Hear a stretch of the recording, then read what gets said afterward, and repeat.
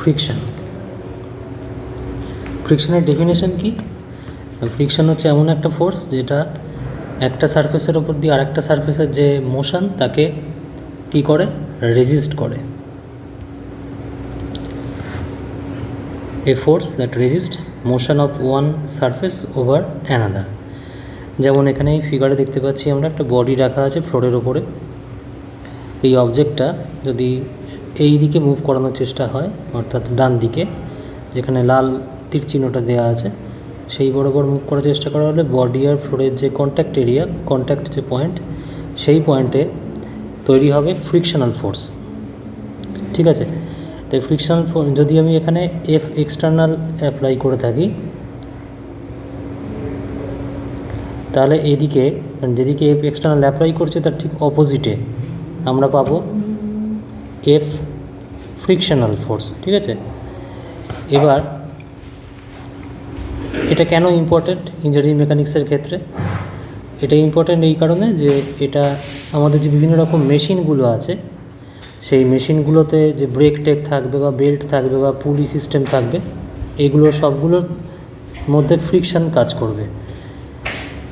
তো brakes work due to friction, belts and pulleys work due to friction.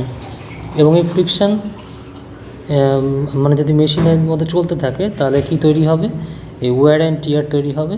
এবং এই wire and টিয়ারকে reduce করার জন্য আমরা কেমিস্ট্রিতে পড়েছিলাম যে লুব্রিকেটিং অয়েল আমরা ইউজ করে থাকি। নেক্সট আমরা যেটা পড়ব সেটা হচ্ছে যে types of friction. Types of friction বলতে কি বুঝি আমরা? স্ট্যাটিক মানে যেখানে বডি মুভ করছে না, কাইনেটিক বা ডায়নামিক যেখানে বডি অ্যাবাউট টু মুভ মানে স্লাইড করার চেষ্টা করছে, আর রোলিং মানে হচ্ছে occurs when a body rolls over another. যেমন গিয়ার সিস্টেমে দেখা যায় একটা হুইল আর একটা হুইলের উপর দিয়ে যদি রোল করার চেষ্টা করে তাহলে সেক্ষেত্রে আমরা রোলিং ফ্রিকশন পাবো। যেমন এই ছবিটা দিয়ে একটু বোঝার চেষ্টা করি স্ট্যাটিক আর কাইনেটিক বা ডায়নামিকের মধ্যে পার্থক্যটা কীরকম। তো এখানে যে এই একটা বডি দেওয়া রয়েছে, এই বডিটা ফ্লোরের ওপরে নিজের ওয়েটটা নিচের দিকে কাজ করছে ডাব্লু। ঠিক এটা হচ্ছে ক্রিয়া বল। যদি এটাকে ধরি তাহলে প্রতিক্রিয়া বল মানে রিয়াকশানটা উল্টো দিকে কাজ করবে। এটা অ্যাকশান ফোর্স, এটা রিয়াকশান ফোর্স। রিয়াকশান ফোর্সটা হচ্ছে এন, কেমন? এন হচ্ছে রিয়াকশান ফোর্স। এবার এই যে বডিটা যত ভারী হবে তত এর রিয়াকশান ফোর্সটা বাড়বে, মানে ডাব্লু তত বেশি হবে, এন তত বেশি হবে। এবার এই বডিটাকে মনে করি এই ফ্লোরের যে প্যারালাল এক্সটার্নাল ফোর্স এফ দিয়ে টানার চেষ্টা করা হচ্ছে বা টানা হচ্ছে। তাহলে এই বডি আর ফ্লোরের যে কন্ট্যাক্ট, সেই কন্ট্যাক্টে যেদিকে টানা হচ্ছে তার ঠিক অপোজিট দিকে এই ইয়েলো কালার করে দিয়েছি ফ্রিকশনাল ফোর্স জেনারেট হবে। এই ফ্রিকশন ফোর্সটা স্ট্যাটিক না ডায়নামিক সেটা নির্ভর করছে এই এফ এক্সটার্নাল আর এফ এই দুটো ম্যাগনিটিউডের উপরে। যদি এফ এক্সটার্নালটা এফ মানে ফ্রিকশনাল ফোর্স মানে বডিটা আর ফ্লোরটা তাদের মাঝে যে ফ্রিকশন ফোর্স, সেই ফোর্সটার থেকে যদি এফ বড় হয়, মানে ফ্রিকশনাল ফোর্স যদি এক্সটার্নাল ফোর্সের থেকে বড় হয় তাহলে বডিটা মুভ করবে না, মানে ফ্রিকশনটা বেশি, আমরা যে ফোর্স অ্যাপ্লাইড যেটা সেটা কম, তাহলে বডি ডান দিকে মুভ করছে না, তাহলে বডি স্ট্যাটিক। সেক্ষেত্রে এই যে ফ্রিকশনটা এটা হচ্ছে স্ট্যাটিক ফ্রিকশন। এবার এমন ফ্রিকশনটা এই এক্সটার্নাল ফোর্সটা বাড়াতে বাড়াতে এমন পর্যায়ে নিয়ে গেলাম যে পর্যায়ে আমার এটা এই এফটার সাথে ইকুয়াল টু হয়ে যাচ্ছে। ঠিক তখনই বডিটা অ্যাবাউট টু মুভ মানে মুভ করার চেষ্টা করছে, মানে মুভ করার ঠিক আগের মুহূর্তে রয়েছে, মোশনের ঠিক আগের মুহূর্তে। মোশনের ঠিক আগের মুহূর্তে যে ম্যাক্সিমাম যে ফোর্সটা অ্যাপ্লাই করলে ফ্রিকশন ফোর্সের সাথে সমান হয়ে যাচ্ছে, এই যে ম্যাক্সিমাম যে ফ্রিকশনাল ফোর্সটা, এই ম্যাক্সিমাম ফ্রিকশন ফোর্সটা হচ্ছে লিমিটিং ফ্রিকশন, যেটা পরে আমরা ডেফিনেশন দেখছি। এবার একবারে এফ এক্সটার্নাল যদি এর থেকে বেশি হয়ে যায়, সমান সমান হলো, প্রথমে কম ছিল তারপর সমান হলো, তারপর যে বেশি হয়ে গেল উনি বডিটা মুভ করতে চেষ্টা করবে, তখন আর এই এফটা আগের এফের মতো থাকবে না, এই এফটাকে তখন আমরা বলবো কাইনেটিক ফ্রিকশন। ক্লিয়ার? তাহলে যখন এফ এক্সটার্নাল এফের থেকে ছোট তখন বডি স্ট্যাটিক, যখন এফ এক্সটার্নাল এফের সমান সমান তখন বডি অ্যাবাউট টু মুভ, আর যখন এফ এক্সটার্নাল এফের থেকে বেশি হয়ে যাচ্ছে, অ্যাকচুয়াল বেশি যেই হয়ে যাচ্ছে উনি বডিটা মুভ করতে শুরু করে দিচ্ছে। এটাই হচ্ছে স্ট্যাটিক আর ডাইনামিক ফ্রিকশনের মূল যে প্রতিপাদ্য বিষয় সেটা। এবার আসি পরের লিমিটিং ফ্রিকশান যেটা সেইটা বোঝাতে। দেখো লিমিটিং ফ্রিকশান হচ্ছে কীরকম জিনিস। লিমিটিং ফ্রিকশানের ক্ষেত্রে আমরা এটা ডেফিনেশন দেওয়া হয় এরকম: maximum static friction just before the body begins to move. Body move করা শুরু করলে ঠিক তার আগের মুহূর্তে ম্যাক্সিমাম স্ট্যাটিক যে ফ্রিকশান ফোর্স সেটাই হচ্ছে আমার লিমিটিং ফ্রিকশান। ঠিক আছে, তাহলে এর থেকে একটু বেশি হয়ে গেলেই বডি বিগিনস টু মুভ, না বডি ইজ মুভিং, এই হয়ে যাবে। এবার এর ওপর নির্ভর করে বিভিন্ন কোএফিসিয়েন্ট আছে, মানে ফ্রিকশানটা মাপবো কীভাবে, ফ্রিকশন ফোর্সটা মাপবো কীভাবে। মাপতে গেলে আমাদের কোএফিসিয়েন্ট অফ ফ্রিকশান এখানে যেতে হবে। এই কোএফিসিয়েন্ট অফ ফ্রিকশান আবার নির্ভর করছে ফ্রিকশানটা কীরকম, স্ট্যাটিক না কাইনেটিক না লিমিটিং, এরকম এসবের উপরে। তাহলে কোএফিসিয়েন্ট অফ স্ট্যাটিক ফ্রিকশান বলতে আমরা যেটা বুঝি সেটা হচ্ছে এই ছবিতে দেখো, ছবিতে দেখতে পাচ্ছি আমরা এই একটা বডি রাখা রয়েছে এই মেজের ওপরে, সেই আগের মতনই। এফ এক্সটার্নালটা যখন এফ এক্সটার্নাল যে এইদিকে কাজ করছে উনি অপোজিটে কাজ করছে ফ্রিকশনাল ফোর্স। এই ফ্রিকশনাল ফোর্সের যে ম্যাক্সিমাম ভ্যালু সেটা হচ্ছে লিমিটিং ফ্রিকশান, এফ এল দিয়ে লিমিটিং ফ্রিকশানকে ডিনোট করছি আমরা।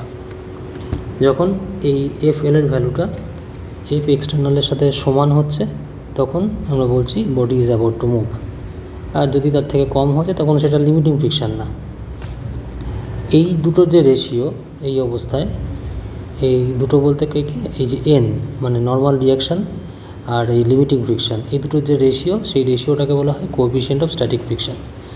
অর্থাৎ coefficient of static friction is nothing but ratio of limiting friction to normal reaction. তার মানে এটাকে যদি মিউ এস দিয়ে রিপ্রেজেন্ট করি আমরা, তাহলে মিউ এস মানে হচ্ছে এফ এল বাই এন।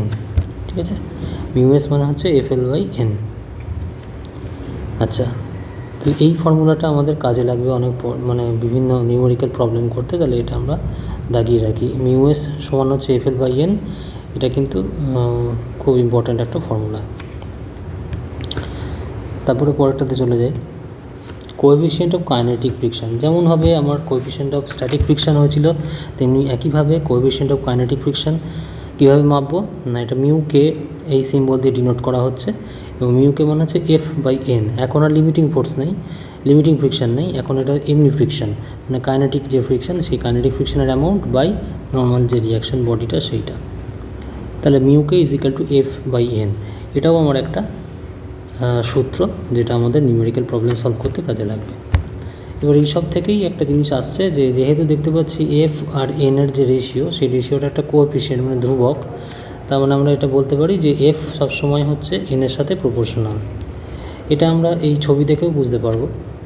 ছবিটা যেটা এঁকেছিলাম আগের এতেই ছবিতে দেখো এই ব্লক বা এই বডিটা বা অবজেক্টটা যত ভারী হবে তত নর্মাল রিয়াকশান বেশি হবে, যত ভারী হবে তত এর ফ্রিকশান মানে একে এদিকে নিয়ে যেতে বেশি বল প্রয়োগ করতে হবে, তার মানে এফটা বেশি হবে ফ্রিকশনাল ফোর্সটা। তার মানে ব্যাপারটা হচ্ছে যত ভারী হবে তত নর্মাল রিয়াকশান বাড়বে আর এই এফএলটা বা এফ এর ভ্যালুটা বেশি হবে। সেই কারণে লজ অফ ফ্রিকশানে এই কথাটা বলা হয় যে friction is proportional to the normal force, normal যে রিয়াকশান ফোর্স তার সাথে proportional, F proportional to N. আর friction is independent of the area of contact. শুনতে আশ্চর্য লাগলেও এরিয়া অফ কন্ট্যাক্ট মানে কন্ট্যাক্টের যে এরিয়া সেই এরিয়াটা যত বড় হোক বা ছোটো হোক তার উপর ফ্রিকশানের ফোর্সটার ভ্যালু ডিপেন্ড করছে না। দ্বিতীয়টা হচ্ছে যে দুটো সারফেস কত তাড়াতাড়ি মুভ করছে বা কত আস্তে আস্তে মুভ করছে তার উপর ফ্রিকশান ডিপেন্ড করছে না। Friction is independent of the speeds. এবং এটা একটা লিমিটেশন আছে, এটা ড্রাই ফ্রিকশানের ক্ষেত্রে মানে যেখানে কোনো সলভেন্ট নেই সেই ফ্রিকশানের ক্ষেত্রে প্রযোজ্য। কিন্তু যখন কোনো মিডিয়াম মানে এয়ার মিডিয়ামের মধ্যে যদি চলে আসে, এয়ারকে যদি মিডিয়াম হিসেবে কনসিডার করি তাহলে সেক্ষেত্রে ওই ইন্ডিপেন্ডেন্ট অফ স্পিড এটা সবসময় বলতে পারবো না। সেই জন্য এটাকে ড্রাই ফ্রিকশান মানে মিডিয়াম ছাড়া যদি ফ্রিকশান কল্পনা করি শূন্যস্থানে, তাহলে শূন্যস্থানে ইন্ডিপেন্ডেন্ট অফ স্পিড।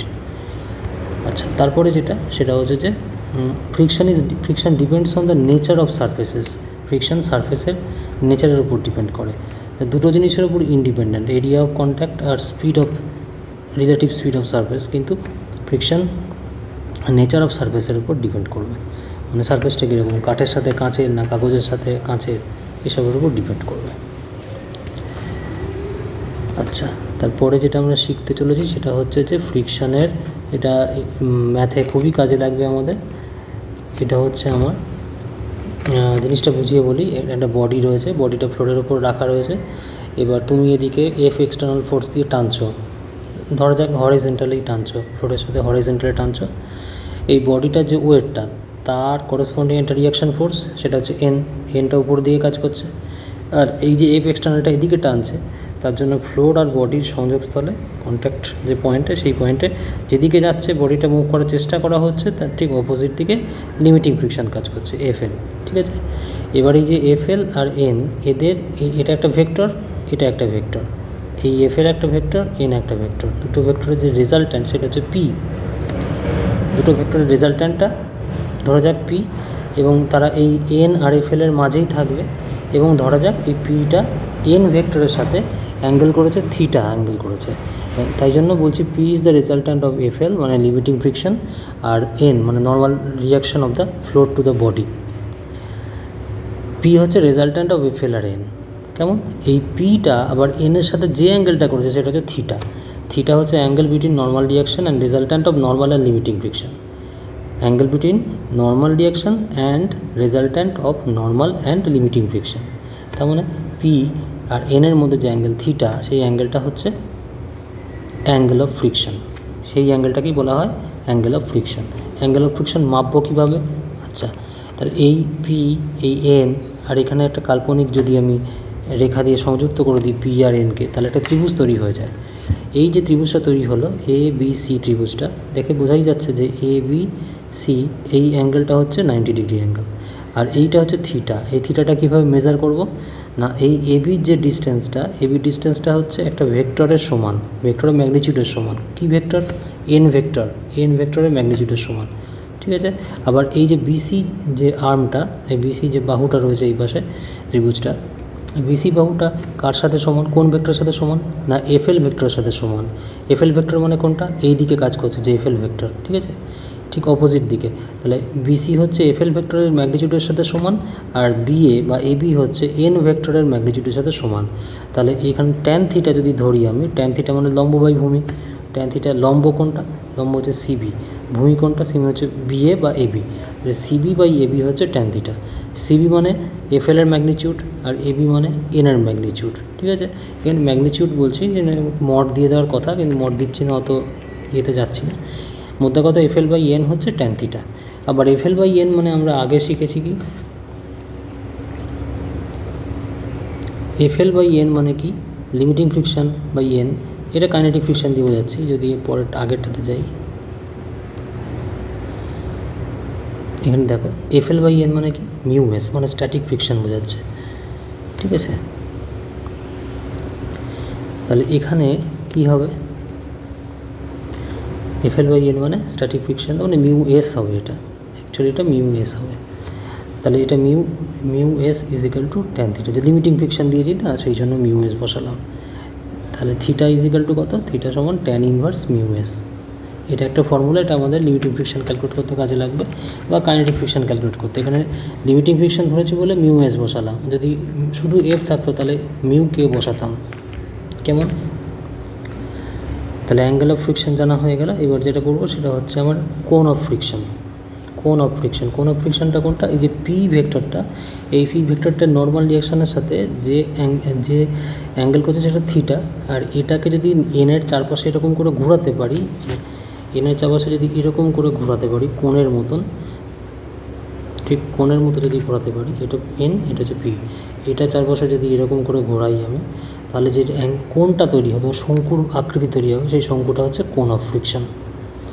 এই কোণ অফ ফ্রিকশনের মধ্যে যদি আমার এফ এক্সটার্নাল ফোর্স পড়ে যায়, তাহলে মানে অ্যাপ্লাইড ফোর্স যদি পড়ে যায়, তাহলে কিন্তু বডি মুভ করবে না, এটা দেখা যায়। তাহলে কোণ অফ ফ্রিকশন কোনটা? কোণ অফ ফ্রিকশন হচ্ছে পির সাথে এন, যে পি ভেক্টরের সাথে এন ভেক্টর। পি ভেক্টর মানে কি?